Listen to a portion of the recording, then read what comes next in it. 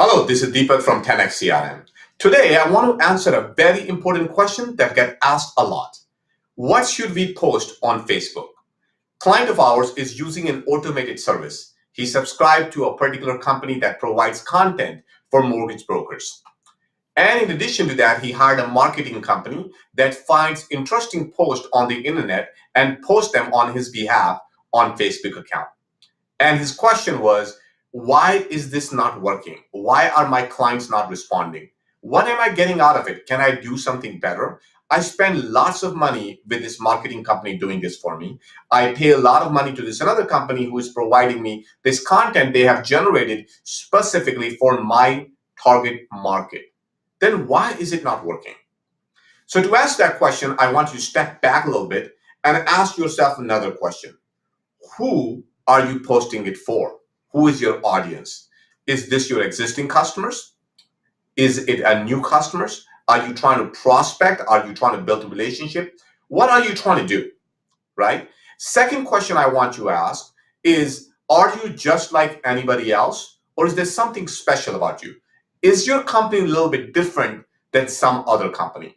So for example, if we take a look at that marketing company that is doing, who else are they doing marketing for? Have you looked at their marketing campaigns? Or your marketing campaigns looks exactly like theirs, right?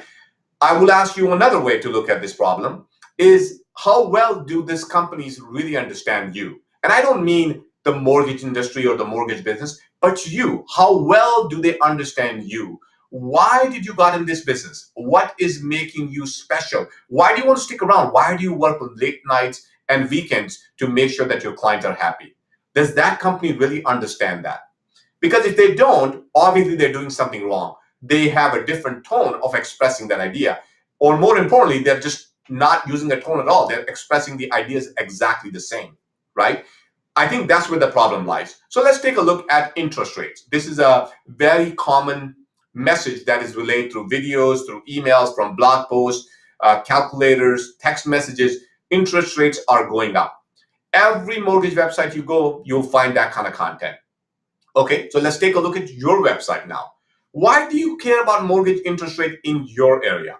Are they the exact same reasons? Did you have a customer recently that was affected because of mortgage rates? Can you share their story? Can you interview them? Can you record them? Can you have them write something about the increasing interest rate? Like, what is your touch on it? When I read a content about any one of my clients, I'm more interested in knowing their point of view, not a point of view, not the point of view, but specifically their point of view. I think that what makes all the difference. For example, you're watching this video as to what to post on Facebook. If you Google that term, what to post on Facebook, you'll probably find thousands of articles. In fact, most of those articles are probably better than what I'm sharing with you. But you're still watching me because it's my point of view. It's very personal in nature. I didn't just copy it from somebody and just throw it out there. It's my point on it, my take on it. So what I would like you to suggest to you, if you really want to be successful at posting content on Facebook, or for that matter, anywhere else, is A, define who you are. Two, why are you there? Why are you doing this? What is your emotional connection with this business? And whatever content that you share with your clients, that emotional content needs to be relayed along with it. That is what's going to make the difference. And we are emotional people. We can feel that emotional connection versus if you just post a generic article from somebody else, people might not be able to do that. So some of you guys might argue that, hey, Deepak, are you saying that if a great article that is posted in New York Times, is it bad to share that article? No, absolutely not. That's not the point. Go ahead, share that article. That's not an issue. The question is, what is your intent? If your intent is to capture leads, no, then don't share that content. You perhaps want to rephrase that content in your own words. You want to come up with a video that why is that content relevant to your audience in your neighborhood? Why does it matter in your place? That's the most important point. But if your idea is to just simply share the information with the general public, then yes, go ahead and do that. But if you do the later, then don't expect the results for prospecting, because it just don't work that way. So take a step back and really analyze what kind of content are you posting. In fact, Very rarely I would meet with a client who has even read their own content, right? So if you go back and open up your Facebook page and you take a look at all the content that you have shared in last 1 year, and you just start grading them from 1 to 10, like how relevant that is to your audience, you will start to figure it out that it's not that relevant. And because it's not relevant, it's not working. That's the key difference. So go back and figure out what that emotional connection is and how you can share your story with your customers. The moment you start doing that, you will see that your articles will start performing. People will start to share. I'll give you another tidbit. For example, you posted an article. Take a look around in your company. How many people do you know? How many of those people are actually liking and, more importantly, sharing that content, right? If they're not sharing that content, obviously it's not that good. Second thing, ask your friends and family members to review the content. You don't have to go out at everyone, but maybe you can call on 4 or 5 friends. Give them a call. Hey, I'm running this test for next 1 month. Can you help me out? I'm going to post these content. If you can just take a look at it and tell me how relevant it is to you as a consumer.